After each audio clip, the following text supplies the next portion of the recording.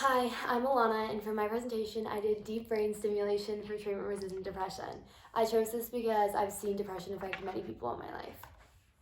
So moving on to what is treatment-resistant depression. Treatment-resistant depression is a form of depression that is not subsided by treatment. Depression is the constant state of melancholy. It's the feeling of overwhelming sadness and emptiness. Some say people experience a lack of desire to take part in everyday action, but I personally think the best way to describe it is when an individual feels like a shell of what they used to be. And so then looking at the slide, you can see that a depressed brain versus a not depressed brain, there's much more stimulation in regions of the not depressed brain. And then many symptoms are listed over here, such as insomnia, lack of appetite or maybe overeating, and many more. So current treatments for depression, there are many medications such as SSRIs. These are selective serotonin reuptake inhibitors. Then we have bupropion, which is an antidepressant, and it's used for seasonal affective disorders. And this inhibits the reuptake of serotonin, dopamine, and norepinephrine. And then we have atypical antipsychotics. This reduces or improves the symptoms of certain psychiatric conditions. And then we have benzodiazepam, which is similar to a tranquilizer, also referred to as Xanax or Valium. And these act as GABA receptors. So then there's also a bunch of therapies, including cognitive behavioral therapy and behavioral therapy. And this includes like talking therapy as well as psychological distress, like improvement of that, and focuses on treating negative thoughts and other stuff like that. And so then another type of therapy would be psychotherapy, which is also focuses on relieving behavioral disorders through talk therapy. And then a medical procedure would be the convolusive therapy, which is also known as shock treatment. So it's like sending currents through the brain. Now we're going to talk more about the article. The clinical study I chose to examine looks at the effects of deep stimulation for treatment-resistant depression.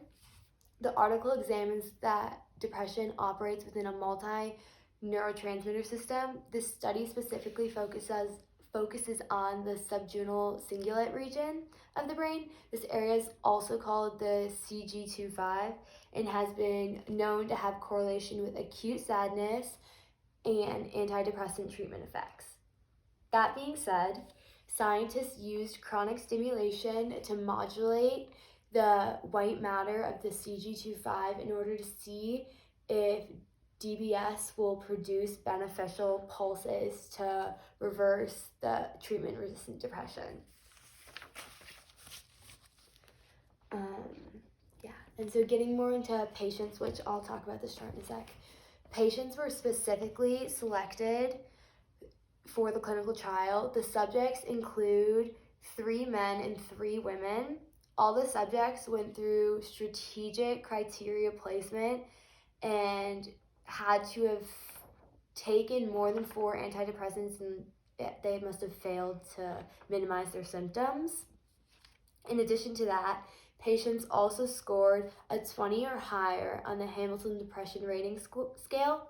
And once patients were accepted into the trial, each patient went through a minor procedure, a surgical procedure, in order to place electrodes into the brain around the CG25 white matter.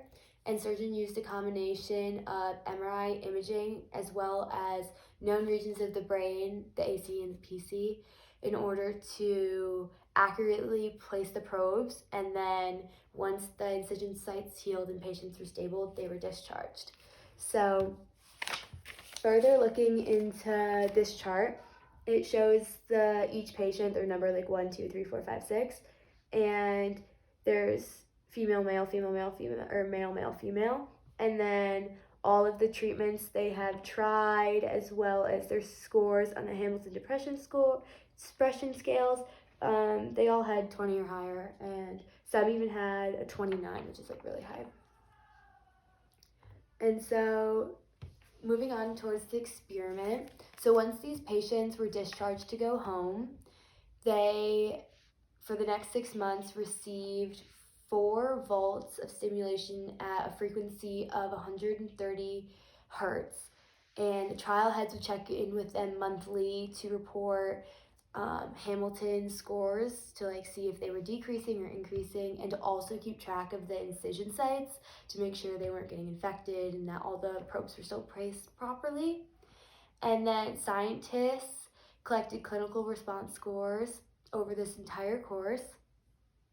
And the findings suggest that stimulation of area 25 has long-term improvements in mood, because patient 1 also went through a series of blind stimulation processes where they would send stimulants and not send them as well, because they wanted to see if the effects would prolong after the 6 months, which patient 1 held scores under 20, way under. So it proved that stimulation went sustained beyond active periods of stimulation. And so then this is just showing the MRIs that they used and the regions of the brain to place the electrodes and stuff like that. And I thought the images were really cool. They were included in the article. And so the findings, after the 6 months, physicians used PET scans to classify activity in brain networks involved with TRD. PET scans are used to visualize brain activity, kind of which regions of the brain are lighting up and stuff like that. In addition to the 6 patients that already were in the trial that were on the chart prior, additional 6 patients were brought in that were considered healthy patients, so don't suffer from depression, and they were matched to be similar ages as the 6 subjects that were already included in order to examine their brains via PET scan. So the main subjects were examined prior to see the activity and then post-treatment, and then the healthy individuals were just scanned so that all of the scans could be compared and the effects could be noted and data could be collected. And then finally, it was also found that the blood flow in depressed brains was really low in certain regions. And then after stimulation, the blood flow levels in different regions began to change. And so we're gonna also look at this slide, which I talked about, the scores of patient 1 earlier. So you can see that these are all the months, and then these are the patients, and that their scores started really high in the 20s or higher, and then by the end they dropped to some single digits. Patient 4 was disregarded at the end, and then these were all single digits, or at least lower, if not a single digit. Okay, to summarize, DBS for treatment-resistant depression is most likely to be effective, but this trial would have to be run a bunch more times and a bunch more data would have to be collected in order to fully prove this. Since this experiment didn't necessarily have a sham surgery, so there wasn't a group of individuals that received a placebo to say, so there was nothing really being tested in comparison to those receiving treatment. And more so, 4 out of the 6 patients showed improvement, but all patients returned to their normal lifestyles, and they all live very different intersectionalities. And that said, environment can definitely have effect on how their results were relayed and stuff like that. So it's hard to know because they weren't all in a controlled environment.